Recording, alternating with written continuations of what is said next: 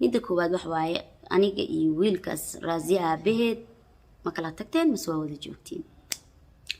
aniga iyo Raaziya aabaheeda waa kala tagnay. bismillaahi raxmaani raxiim. assalaamu calaykum. kulanti wanaagsan saaxiibada halkan ku xiran. waxaad naga daawanaysaan barteena YouTube-ka ee xogta tube. halkan waxaan idinkugu soo gudbinaa dhacdooyinka iyo hadalhaynta baraha bulshada ka taagan, weliba kuwii ugu dambeeyay ayaan halkan idinkula wadaagaa. intaan gudagelin muuqaalkeena, fadlan waxaan ka codsanayaa inaad subscribe saarto kanaalkeena, kadibna aad furato gambaleelka si muuqaalada halkan aan soo dhigno uu ku soo gaaro. sidoo kale like saar muuqaalka si asxaab badan ay u daawadaan. waad ku mahadsantihiin haddaad intaasi noo samaysaan. muuqaalkeena aan gudagalno. maalmihii la soo dhaafay waxaa baraha bulshada aad u haysatay hadalhaynta ah in qaaliladan iyo Raage Cabdi ay kala tageen, isla markaana ay markaasi calafkooda uu soo dhamaaday. dad badan oo isugu jira rag iyo dumar ayaa hadalhayay. qaarkoodba waxay moodeen in waxani ay been abuur tahay ama baranki wax la yiraahdo ay tahay, oo Soomaalidu ay markaasi ka dhigteen wax iska fudud ama wax lagu maadeysto. fanaanada qaaliladan waa fanaanada hore, waxayna Raage isqabeen ku dhawaad 2 sano ama 3 sano sidan qiyaasayo. waxayna kala tageen maalintii ciida sida qaaliladan iyadoo afkeeda ay ka sheegtay. ramadaanka dhamaadkiisa ayay kala tageen. ilaa iyo intani waa la qarinayay. maalmihii la soo dhaafay ayuu soo shacbaxay inay isfureen ama ay kala tageen. qaaliladan muuqaal ay soo duubtay oo saacado kooban yaalay barteeda YouTube-ka ayay wax walba ku cadeysay, iyadoo sheegtay in ay soo duubtay muuqaalkii ugu dambeeyay oo ay kaga hadlayso furiinka ayada iyo Raage Cabdi. waxay sheegtay gabadhan qaaliladan in ay isfahmi waayeen, isla markaana ay go'aansadeen in mid walba uu danihiisa raacdo ama ay u sahlanaatay ama xalka ay u arkeen inay kala tagaan. qaali waxay muuqaalkaasi kaga hadashay waxyaabo badan, waxayna ku horeysiisay dad muuqaaladeeda si qaldan u isticmaala, iyadoo ka codsatay inay ka daayaan oo muuqaaladeeda aysan waxba ka bedelin. oo haddii ay noqoto ciwaanada lagu qoro oo been abuur ah, haddii ay noqoto in music oo qiiro badan la soo saaro oo laga dhigo qof markaasi dhibaataysan ama u baahan in loo gurmado, iyadoo ka codsatay dadkaasi inay ka daayaan muusikada murugada, maadaama ay sheegtay inay iyadu mar walba farxad ay jeceshahay, isla markaana murugada ay jecleen. sidoo kale waxay muuqaalkaasi kaga hadashay in waxaasi aysan baranki ahayn oo ay si run ah u kala tageen iyada iyo Raage Cabdi. qaali waxay sheegtay in ay iyada iyo gabadheeda yar oo ay markaasi u dhashay Raage Cabdi oo lagu magacaabo Raiza ay markaasi korsan doonto, isla markaana ay ka codsatay dadka ama shacabka Soomaaliyeed inay u soo duceeyaan iyada iyo gabadheeda Raaziya way gabadha, inay u soo duceeyaan si markaasi Alle ugu garab galo inay korsato gabadheeda yar oo ay u noqoto gabar fiican oo markaasi ayada camal ah oo markaasi aan dhibadnayn oo dadkuna jecel yihiin. qaali ayaa sheegtay in nolosheeda halkeeda ay kasii wadi doonto, isla markaana nolosheeda aysan u joojin doonin nin ay kala tageen. waxay sheegtay in guri cusub ay dhawaan degeen, halkaasna ay ku noolaan doonaan ayada iyo gabadheeda yar ee Raiza.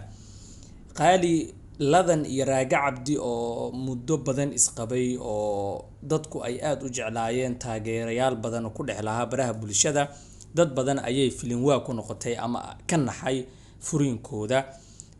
inkastoo ay jiri karaan dad iska yar oo aan badnayn oo markaasi ku farxaya ama ku faraxsan inay labadani kala tagaan. qaaliladan iyo Raage Cabdi waxaa dadku ay aaminsanaayeen in noloshooda ay isla dhameysanayaan marka loo eego romantiga ama wax jaceylka loo yaqaano oo ay jilayeen muuqaalo yar oo ay iska soo duubi jireen, iyo sidoo kale markaasi ficilada ay sameynayaan markuu dadku ay arki jireen waxay moodi jireen inaysan labadani kala tegi doonin oo ay aad isu jecel yihiin. qaaliladan hadda ayay wax walba cadeysay waxayna ka codsatay dadka inaysan mar kale soo weydiinin su-aalo noocaas ah oo ku saabsan inay markaasi furiinkooda ka hadlaan. waxay sheegtay in meel walba oo ay muuqaal dhigto YouTube-ka ama live ay soo gasho TikTok-ga qof walba oo taageerayaasheeda kamid ah uu soo weydiinayo sababta ay u kala tageen iyaga iyo Raage Cabdi oo ay kasoo sameyso muuqaal. Raage Cabdi sida aan wararka ku helayno ama xogaha ku helnay wuxuu guursaday gabar kale oo ka timid Mareykanka sida la sheegay. gabadhaasi oo dhawaan ay isguursadeen isagu qudhiisa eedo kala duwan ayay dadku u jeedinayeen ama taageerayaasha qaaliladan iyagoo ku dhaliilayay in markii ay ubad u dhashay qaaliladan uu ka doorbiday in gabar kale uu ka guursado taasi oo ay markaasi ku aflagaadeeyeen ama ay ku dhaliileen inuu sidaasi sameeyo in laga fiicnaa. inkastoo la dareemi karo in gabdhuhu aysan jeclayn in la guursado haddana lama oga wax dhabta ah oo ay ku kala tageen qaaliladan iyo Raage Cabdi. annagana waxaan ugu duceynaynaa walaasheena in allaha kula garab galo korinta gabadhaasi ama korinta gabadhaasi yar markaasi ay u dhashay Raage Cabdi iyo inay nolosheeda farxad ku dhameysato. sidoo kale Raage iyo qof walba oo muuqaalkan daawanaya farxad ayaan u rajeynayaa. haddaad ka heshay muuqaalka like saar, subscribe saar kanaalkeena, kadibna furo gambaleelka si muuqaal kasta oo aan halkan soo dhignaa aad u hesho. waad mahadsantihiin, soo dhawaada. aragtidaada noogu reeb qaybta hoose ee commentiga. mahadsanid. midda koowaad wax waaye aniga iyo wiilkaas Raziya aabaheed ma kala tagteen mise waa wada joogtiin. aniga iyo Raziya aabaheeda waa kala tagnay inta jeclaa reerkayga inuu dhisnaado oo walaalahayga ahay oo naftooda kale iga soo qaadeen horta waa ku mahadsantiin. intii xumaayeen oo rabeen inay jawaabtaas helaanna waxaa idin leeyahay booska idii banaan waa kaasa. haddii booska ay kaga cariirinayay dee waa kaasa, ma fahanteen?